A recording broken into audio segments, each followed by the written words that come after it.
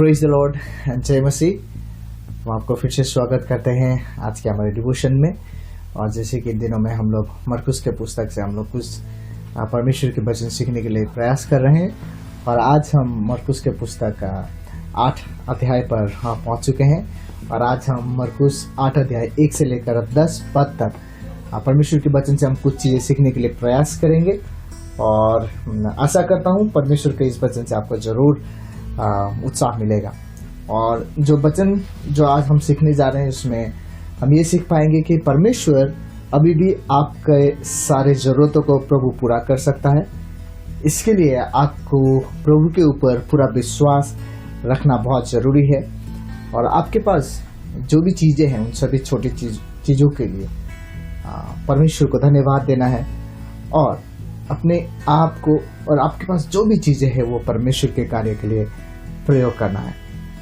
आशा करता हूँ परमेश्वर के वचन से आपको जरूर आशीष करें। और जिस क्षेत्र को लेकर आज हम लोग चर्चा कर रहे हैं वो गालील के प्रांतों में उसके समीप सूर और सेदा बोल के कुछ देश है जो इज़राइल में है, और जहाँ पर गैर यहूदी लोग रहते हैं, नॉन ज्यूज लोग रहते हैं। उसके विषय में आज हम लोग कुछ चीज़ें जानने के लिए कोशिश करेंगे। और वहाँ पे जो लोग वहाँ पे थे जो प्रभु यीशु को देखकर, प्रभु यीशु के चंगाई के बातों को सुनकर उन लोग प्रभु को देखने के लिए, प्रभु से मिलने के लिए आए थे, उनके विषय में हम लोग देखने जा रहे हैं। और वहाँ पर वो 3 दिन से वहाँ पर उन लोग वहाँ पे थे और प्रभु यीशु के वचन लोग सुन रहे थे। और जब 3 दिन प्रचार खत्म हो जाने के बाद जब परमेश्वर उन लोगों को मिलता है, उन लोगों को देखता है, तो उन लोगों के पास खाने के लिए कुछ भी नहीं होता है। तो उसके बाद प्रभु उनके सारी ज़रूरतों को पूरा करता है। उनके वहाँ पर किस तरह से एक आश्चर्य कर्म करता है उसके विषय में हम देखेंगे। और जब वहाँ पर प्रभु यीशु ने 3 दिन प्रचार करने के बाद जब वहाँ पे देखने के लिए गया और पूछा कि इनमें से खाने के लिए कुछ है कि नहीं, तो प्रभु ने उन समय वहाँ पर देखने के बाद उन लोगों को मालूम हुआ कि उन लोगों के पास खाने के लिए कुछ भी नहीं था। और उस समय जब प्रभु ने देखकर उन लोगों पर दया आया, और ये 3 दिन से मेरे साथ हैं ना, अगर मैं इन्हें घर भेज देता हूँ तो वो मार्ग में ही ढेर हो जाएंगे, कहकर प्रभु ने उन लोगों के ऊपर दया दिखाया। तो हम जब यहाँ पर देखते हैं उनकी जो ज़रूरतें हैं, उस ज़रूरतों को पूरा करने के लिए प्रभु ने अपना कार्रवाई को लिया हाथ में और मूव टू एक्शंस ना, उनका जो नीड्स था उस नीड में उसने अपना एक्शन दिखाया। और जो परमेश्वर का वचन है जो आज हम सुनने जा रहे हैं, वो परमेश्वर का वचन आपको भी, चाहे वो शारीरिक ज़रूरतें हो आपकी, चाहे आपकी आत्मिक ज़रूरत हो, चाहे आपको चंगाई चाहिए, आपको किसी भी चीज़ों में आप अगर ज़रूरत आपको कमी महसूस हो रहा है, तो प्रभु निश्चय आपके पूरी ज़रूरतों को प्रभु पूरा करने के लिए तैयार है। हो सकता है प्रभु का एक वचन आपके जीवन को क्या कर सकता है, परिवर्तन कर सकता है। आपका प्रभु का एक वचन आपके जीवन में चंगाई ला सकता है। प्रभु का एक वचन आपके जीवन में सुधार ला सकता है और आपका जीवन को वो बदल सकता है। इसलिए मरकुस इस बात को यहाँ पे स्पष्ट करना चाहता है कि प्रभु यीशु उन लोगों को प्रचार करने के बाद उन लोगों का जो मांस का जो शरीर है, वो शरीर को भी उनके पार्थिव घर तक पहुंचाना चाहता है। प्रभु नहीं चाहता है कि उन लोग भूखा ही वहां से चले जाए और रास्ते में ना उन लोग ढेर हो जाए। इसका अर्थ ये भी बताते हैं कि प्रभु हमें जैसे इस शरीर को प्रभु प्यार करता है, वैसे ही हमें हमारे आत्मा को भी प्रभु प्यार करते हैं। और वो हमारे लिए स्वर्ग परमेश्वर ने दे के रखा है। इसलिए प्रभु यीशु कहता है कि इस जीवन के यात्रा का जो सारथी है वो प्रभु यीशु है, और जो मार्ग है, वो जो सत्य और जीवन भी प्रभु यीशु है, जिसको हमें विश्वास करने पर हमें उन पर मिलती है। इसलिए जब प्रभु यीशु ने उस रोटी को लिया और वहां पर जो लोगों ने ना रोटी लेके आया था वहां पर प्रभु उसको धन्यवाद देता है और धन्यवाद देने के बाद वो ना पाड़ देते हैं। और ये दूसरा आश्चर्य कर्म था। पहले जो प्रभु यीशु ने किया वो इजराइली लोगों के बीच में प्रभु ने किया था, यानी कि यहूदी लोगों के बीच में प्रभु ने किया था, और अभी जो कर रहे हैं वो गैर यहूदी लोगों के बीच में प्रभु कर रहा है, क्योंकि प्रभु सबको प्रेम करता है।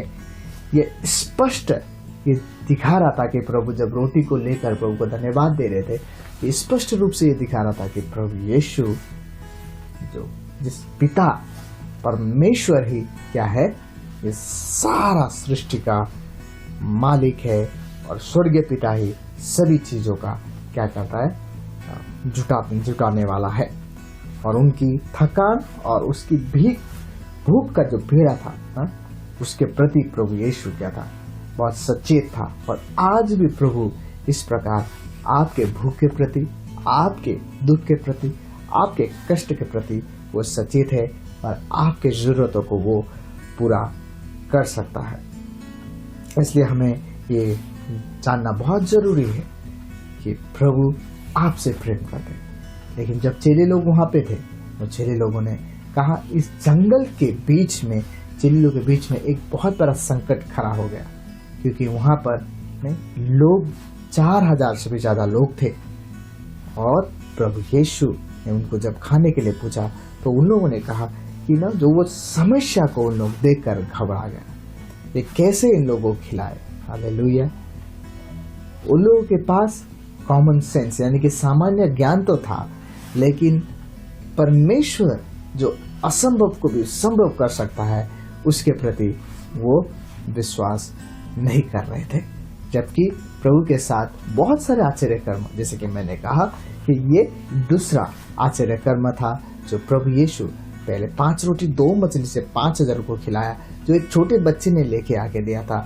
लेकिन यहाँ पर जब जो रोटी लेके आया है वो कौन लेके आया इसके विषय में हमें नहीं पता, लेकिन किस तरह से प्रभु उन लोगों के जीवन में प्रभु काम करते हैं। और जब आप 8 अध्याय के 7 पद में आप देखेंगे वहाँ पे छोटी छोटी मछलियां थी, कहा थोड़ी सी छोटी मछलियां, जब उनके पास कुछ भी नहीं था। प्रभु उन लोगों के प्रति क्या कर रहे थे, देखकर प्रभु दुखित हो रहे थे। क्या आज आप अपने गांव, अपने समाज, अपने देश में कुछ जरूरतों को देखते हैं जबकि बहुत सारी जरूरतें हैं? क्या आपका मन सचेत होता है? क्या आपका मन दुखता है?